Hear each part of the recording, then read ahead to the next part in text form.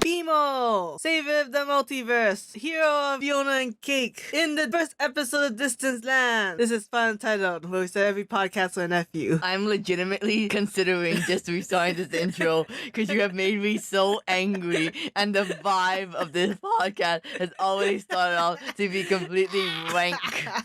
Mind you should be nice to me because I'm the one who knows the plot to Distant Land and Fionna and Cake. So if it weren't for me guiding and holding your hand, you would be meandering in the fog, being like, what happened next? I don't remember. I can't keep remembering the whole thing about the Lich making a wish for the first universe to be destroyed. So then Finn made a stupid wish and he went to farmland. And then Jake made a wish for a sandwich and created a second world. Okay? It's very hard to keep up and seeing the consequences of these three different wishes. What did I say? Minty? No, we didn't say that because I'm so fucking angry. I understand that much. Then why'd you piss me off then? Because we're going to go and review Distant Land and Fionna and Cake of Adventure Time. And it starts off with the BMO episode. So in the BMO episode, he's supposed to go to Mars, but he finds a security bot that takes him to a ship that's being, I don't know, destroyed, and they don't know why. So he meets a bunny girl, Wi-Fi or something, and BMO is the one who has to help the people of the ship realize that this new leader is bad and that they should just do their own thing. No, that's not what they fucking said at all. That's not the Beamer goes on the ship. He finds out that Randall Park is taking the cores of like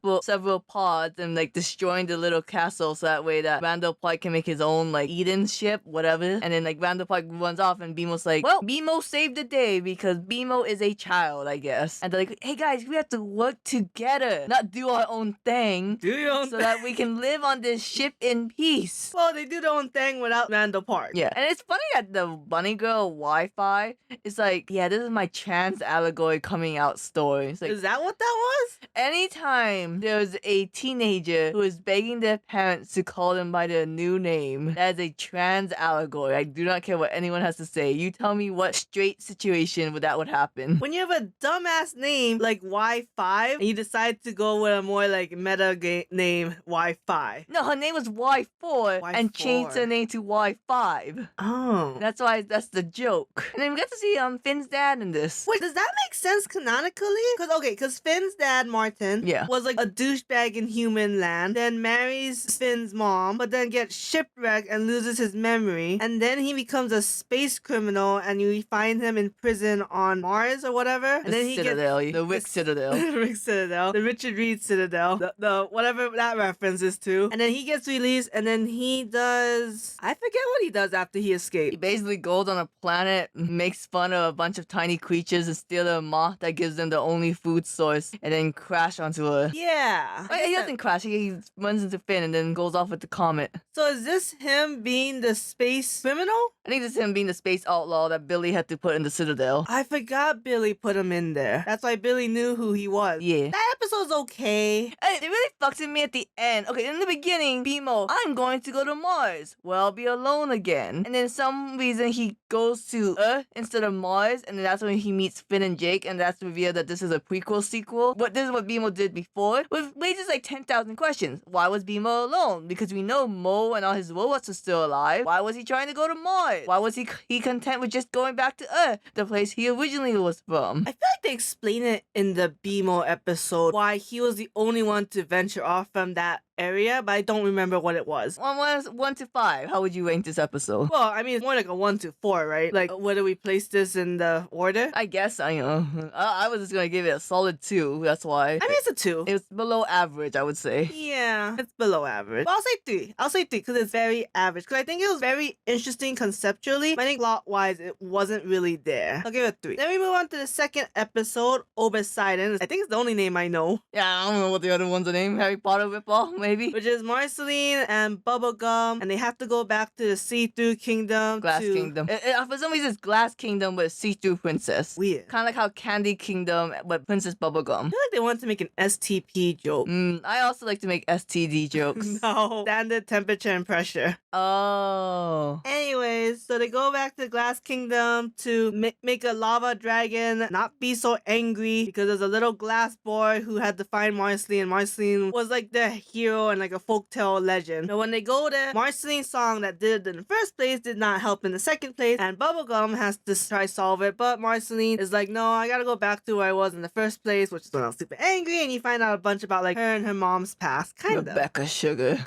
So I got to watch Rebecca Sugar die in front of my eyes. Jesus Christ. So Marceline realizes she doesn't have to be in that bad place anymore, goes back to the kingdom, and her and Bubblegum have to fight the lava. And then Marceline actually has a different song about her and Bubblegum and how she feels about her, which made the lava dragon be like, oh, I is sad too. I have little Nemo past. And then he like bursts out into a butterfly, and then now everything's cool because the glass people or see-through people or whatever they want to call themselves realizes that they're beautiful with their cracks either way. A story about ableism. It's just so stupid to be like, little glass crack boy, you suck because you have a crack. And then everyone had a crack, and I was like, they were all saying that he's a piece of shit to hide their own insecurities. Isn't that the American way? Perpetuate hypocritism. Hypocrites, that where you can save face and bully a young child. I guess so. That's so fucked up. And the princess got pants in the end. What's stupid to me is that they fixed the little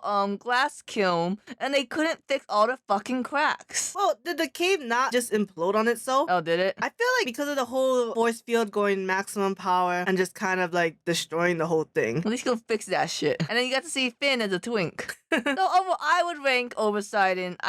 I'm clearly biased, but a 4. Just because I thought I had a lot of nice heartfelt moments and a lot of kick-ass songs. The ending sucked though. It's exactly the same for me. I have 4 for the very same reasons. But at the same time, and I feel like Adventure Time's not the greatest at tying the story up into a nice bow. There's several times, like later on when we get to Fionna and Cake, it's just kind of like, okay, power of friendship, let's go. True. I think part of it is also it allows them to keep expanding the story through the comic books, movies, you know, maybe they plan on doing another like special like Fionna and Cake again. Then the third episode is the Finn and Jake episode where Finn lives a long heroic life and dies, finds himself in the aftermath and is like, I gotta find Jake. But Jake is like in Nirvana, but not like the reincarnation.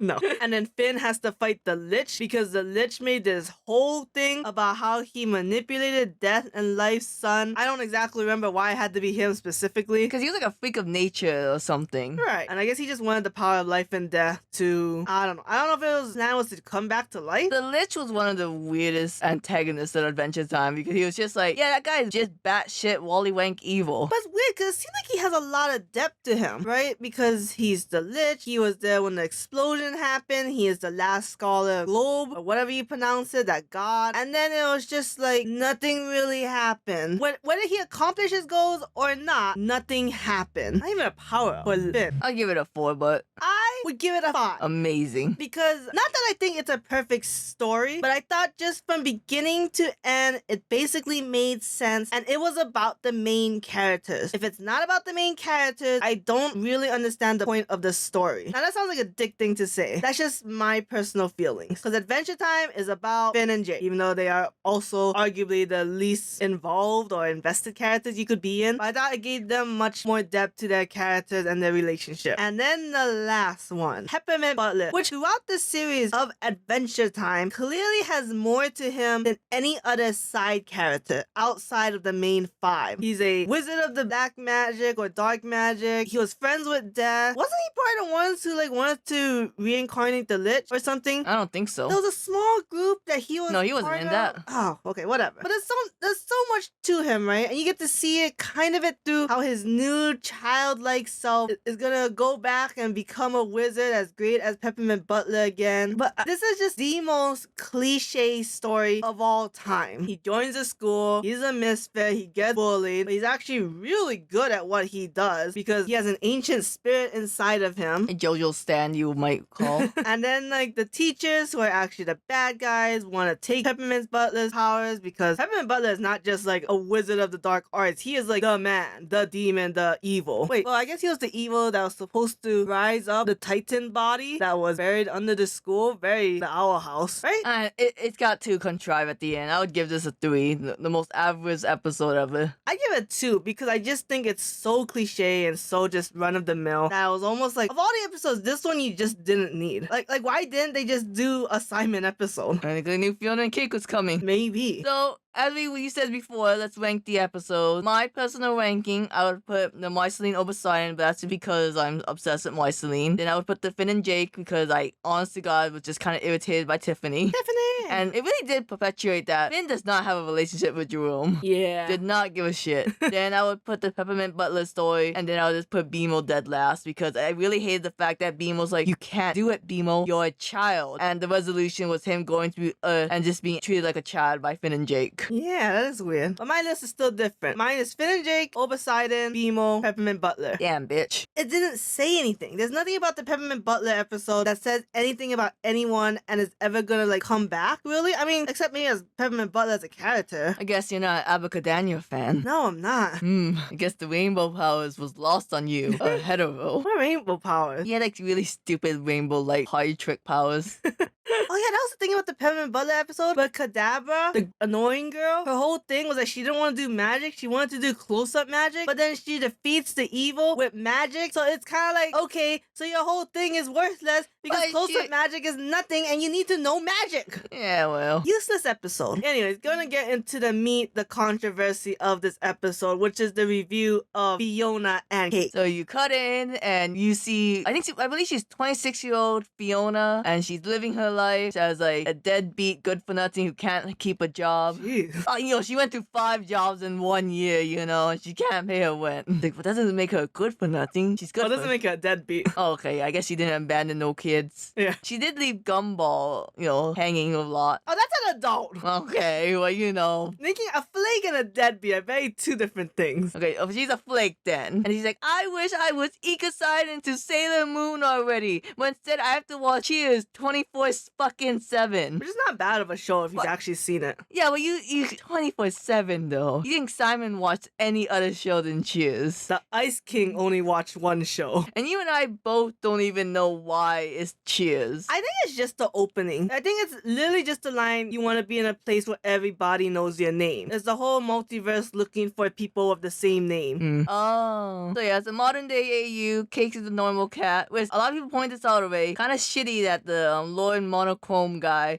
was a human, but Cake was a cat. I was thinking of that too. Everyone thought it was like, what's fucked up shit. That is fucked up shit. So, but Cake is like, oh man, I'm getting that icy feeling in my paws. I gotta get into some ice. And he goes to the ice cream cart and pops out of Simon's head because it turns out Simon has depression. TM. And he is trying to summon What's TM? trademark. He trademarked his special brand depression. Simon was weird because he was living his life like as a museum attraction, as like the 20th century man. It's like, welcome to my home, everyone. Watch me do shit. And it's like, I have depression. Being with the humans makes me feel like I want to die still. So I'm gonna summon Glob Betty, but that's not gonna work even though I keep using Choose Goose as my little battery hole. Why? I still don't understand why. Oh, you need a battery source to get that power. But what happened to Choose Goose? He became evil at the end of the Peppermint Butler episode because all that evilness from Peppermint Butler washed over Choose Goose. Oh, Distant Lands. Yes. I was like, I don't remember anything happening to him in the episodes, but You cannot watch Fionna and Cake without watching all of Adventure Time. No, you cannot. There's way too many like references. You can kind of get away with it without watching Distant Lands, but then there's some Easter eggs you miss, like, oh, I used to dress as Ice King because everything was much more simpler, but even that stopped working. Yeah. Oh yeah, he was in that episode. Yep, because he tried to go into the freezer. It's like, leave me alone. This is how I cope. So then Simon's like, oh my god, why is Fionna and Cake like leaving my head? And Prismo's like, yeah, sorry, it's me, Prismo the Wishmaster. So I make universes. You ask me for a wish, I make a universe where that wish comes true. Sometimes I get bored. Sometimes I write fan fiction.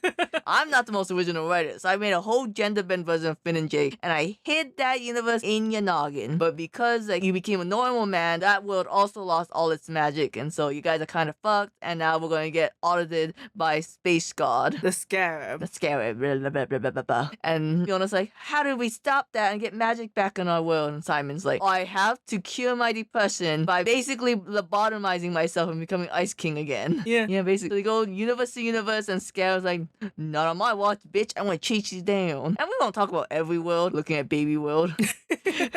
So the first world they go to is basically the farm world, where like in the original series, Farmwood Finn made that wish to the Lich never existed, which is a stupid wish, Prismo, because the Lich just came later on. So you didn't do the wish in the end. Yeah. But shows the aftermath of when Finn took the crown. Well, how would you rank this world? Like interesting or not interesting? Boot or toot? Boot, I don't know, it's just whatever. Yeah. I guess like kind of ties up a loose end. Does it really? Did you really need to know the end of that Finn? Who is supposedly the original Finn? Like who gives a fuck? Good to know, he got laid at least 5 times. It's very disjarring hearing them actually swear and like use the middle fingers.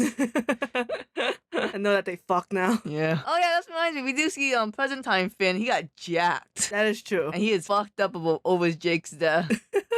So then they go to the Winter King's world, aka Brian David Gilbert, humblest sexy man extraordinaire. That was an interesting story. I like that one. That one was very good. I thought it was very interesting that he pushed the insanity custom to Princess Bubblegum. Yeah. And then they went to the vampire world. I don't know, toxic lesbian that you shouldn't be shipping, but you do. Like, you do. That's so funny that, the episode's like toxic lesbian in one world and then healthy gay couple in another world. Oh my god, the healthy gay couple story. Very cute, but also moving very fast. That's what gay people do, baby! I don't know why that's a stereotype that gays were into relationships too fast and lesbians would move in too fast. The U-Haul. I think it's because gay people are so desperate for affection and finding love, they just jump into it too fast. But that's a theory. A game theory. A gay theory. Shut up. And then, but that was like, we gotta make this word count, man, This is gonna be one of our last jumps. So Fiona's like, but it really sucks here, and I'm really afraid of Cake getting hurt, and, Peter will be on my ass if I get Cake hurt. Which is a dumb storyline. Yes. It's just like, just sorry that you cut down all those candy people, but it really was a you versus them situation. Yeah. You're not supposed to feel guilt. You're supposed to be able to rationalize your bad decisions and use that as delusion to keep moving forward. Like, come on, people, let's do something different. It's interesting because you can see glimpses of Finn in Fiona with like, I want adventure, I want violence. But while Finn kind of represses all his feelings, Fiona's like, no, I have to like somewhat address this, but at the same time not hide it at all. So they go to the last world, where it's basically, this is the world where Lich wishes everyone to die. So like everyone just kind of poofed into skeletons and only BMO and Jerry exist. Jerry. I feel like if Beam was allowed to lie, all the other moles should have just been populated the world. Yeah, huh? Right? Like, you have the run of the mill. Maybe they didn't have the creativity to leave the little mole mansion. I guess. But I feel like Nectar should be here. There should be a lot more robots. Okay, he was on his last legs, though. Was he? I mean, come on. The man was made out of lightning and glue sticks. Whatever way Finn was able to stick them together, because he didn't weld them on. So, in this world, they were able to find the crown. They were able to find the magic power source, which is Jerry, aka the Lich. And Simon's like, okay, Fiona, Cake, you jump back in my mind, and then I'm gonna become Ice King, and you'll be magical. And it's like, hey, did we ever talk about how you're going to go back to your own world, Ice King, or are you just gonna be super alone in this shitty world? Oh, wow, I didn't think about that. Yeah, because they killed BMO.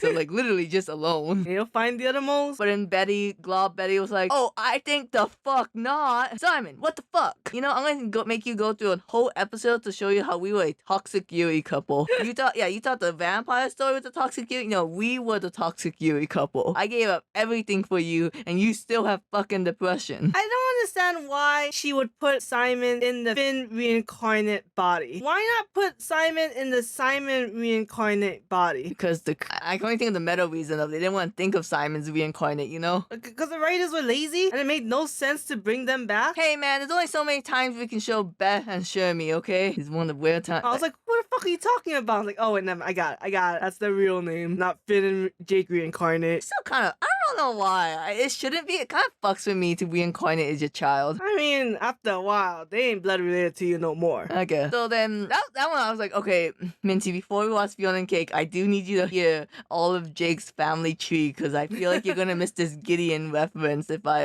don't explain it to you. It doesn't help with the story at all. No, it didn't. What's stupid for me is like, well, Simon, you should have saw that Betty was giving everything up for you. He known her for like 6 weeks. He didn't know her shit yet. They went on one exhibition together. She should have asked him to go to the Australian outback. Yeah, honestly, I do think it is her fault. I mean, they do say that it is both their fault. They both made the choices they made. But she clearly could have said, I'm literally on the bus. Like, there's literally a power dynamic here. You are the adult, I am like the college student. I mean, it could be a small age gap, but it's still like, I don't know, she was just a sub. Which is weird because he ain't no Dom. Sometimes a relationship could just one sub and someone subbier than you.